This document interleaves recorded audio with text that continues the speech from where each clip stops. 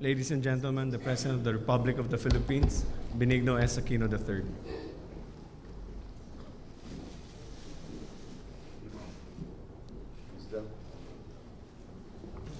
Ganda nga po. Dalawang henerasyon na po ang lumipas mula nung nagsimula ang hidwaan sa Mindanao.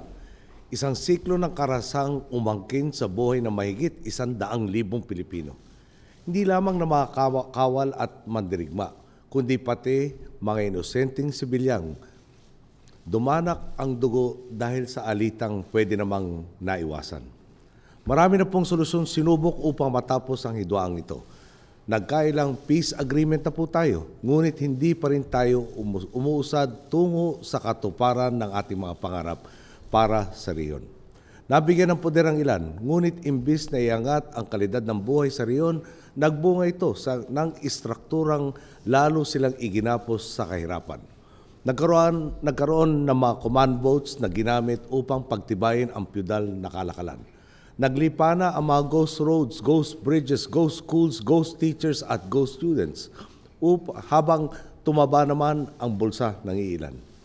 Nag-usbungan ang mga warlord na humawak sa timbangan ng buhay at kamatayan para sa maraming mamamayan. Umiral ang isang kultura kung saan walang nananagutan at walang katarungan.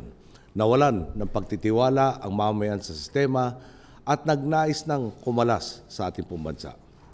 The arm is a failed experiment. Many of the people continue to feel alienated by the system, and those who feel that there is no way out will continue to articulate their grievances through the barrel of a gun. We cannot change this without structural reform. This is the context that informed our negotiations throughout the peace process. And now, we have forged an agreement that seeks to correct these problems. It defines our parameters and our objectives while upholding the integrity and sovereignty of our nation. This agreement creates a new political entity, and it deserves a name that symbolizes and honors the struggles of our forebears in Mindanao and celebrates the history and character of that part of our nation. That name will be Bangsamoro. We are doing everything to ensure that other Bangsamoro stakeholders are brought into this process so that this peace can be claimed and sustained by all. Sovereignty resides in the people, and consistent with the Constitution, a basic law will be drafted by a transition commission and will go through the full process of legislation in Congress.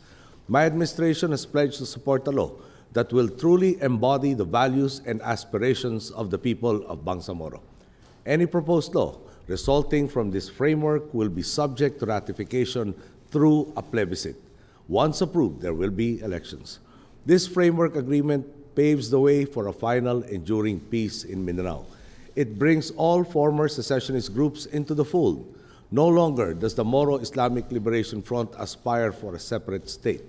This means that the hands that once held rifles will be put to use tilling land, selling produce, manning workstations, and opening doorways of opportunity for other citizens.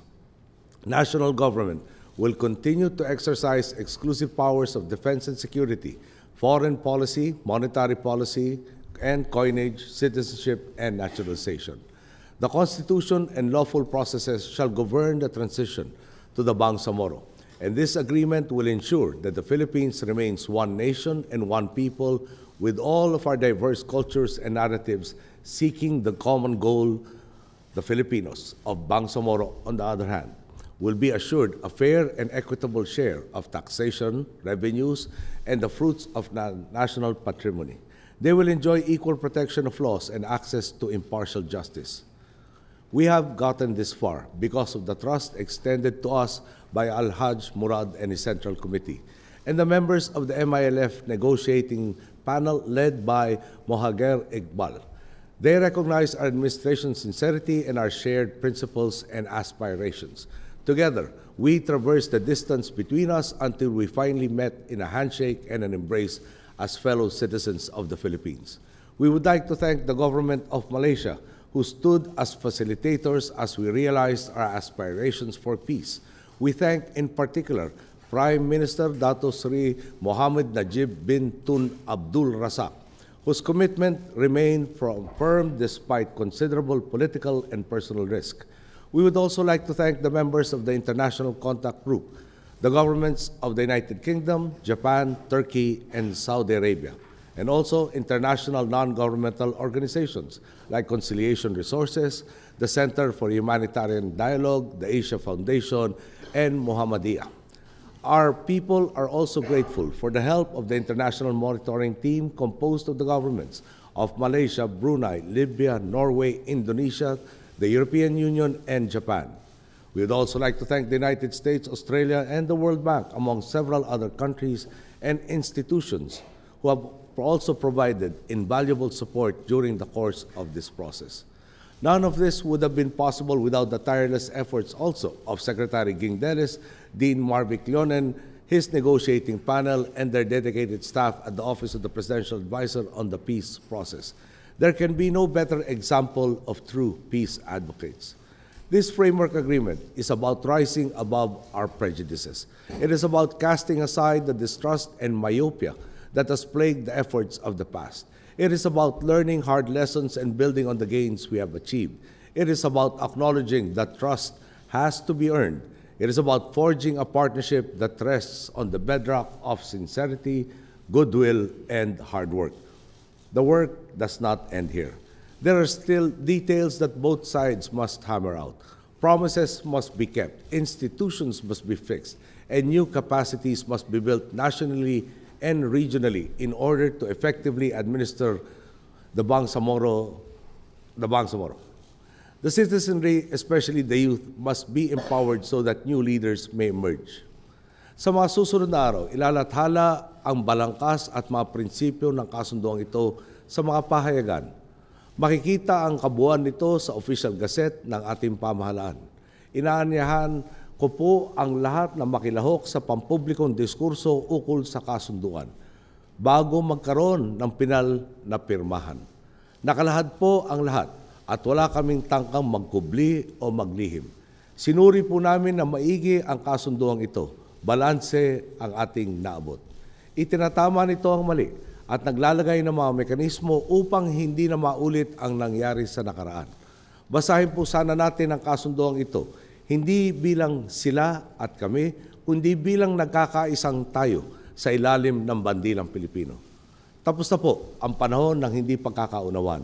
At kung isipin natin ang kapakanan ng isa't isa, oras na lang ang usapan. Oras na lang bago matapos ang karahasan. Oras na lang bago maabot ang normalidad sa buhay ng mga Pilipinong nasa Bangsamoro. Umabot tayo sa puntong ito dahil sa tiwalang pumalit sa pagdududa. May mga hamon pa po tayong kakaharapin at hinihimo ko ang bawat Pilipinong naghahangad ng kapayapaan. Gumawa po tayo ng paraan upang lalo pang lumawak ang tiwala sa mga araw na parating. Manganganak ito ng sunod-sunod na tagumpay. Tuloy-tuloy ang magiging pag-abot ng estabilidad. Damay-damay ang buong bayan sa pag-unlad ng isang bahagi ng Pilipinas. Diretso tayo sa katuparan ng ating pong mga pangarap. Alam po ninyo, may edad na rin ako. At mas may edad po ng kaunti sa akin si Alhaj Murad. Darating ang panahon pareho kaming wala na sa poder. Nagkakaisa po kami sa hangaring magpamana sa susunod na salinlahi na mas mabuting sitwasyon sa mga bahagi ng Mindanao na matagal nang pinupunit ng hidwaan. At dahil po sa kasunduang ito, pwede na kami mangarap. Malapit na ang panahon na kapag may dayuhang bibisita sa Pilipinas kasama ang mga lalawigan ng Bangsamoro sa listahan na kanyang pupuntahan. Malapit na ang panahon na ang gustong magbakasyon sa Pagudpud, pwede rin sa Salumog punta.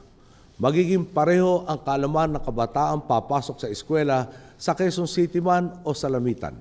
Magpa-ospital ka man sa Pasig o sa Patikul, magagamot ang iyong karamdaman. Lalago ang iyong negosyo sa Marikina o sa Marawi ka man mamuhunan. Ang tagal pong naging imposibleng isipin ng mga ito. Pero napatunayan natin, walang imposible sa mahandang magkaisa. Makiambag sa mga solusyon at kumilos tungo sa pagkakasundo. Sa wakas, naaabot na natin ang kapayapaang pundasyon ng ating mga mitiin para sa Bangsamoro, para sa Mindanao, at para sa buong Pilipinas. Magandang tanghali po. Maraming salamat sa lahat.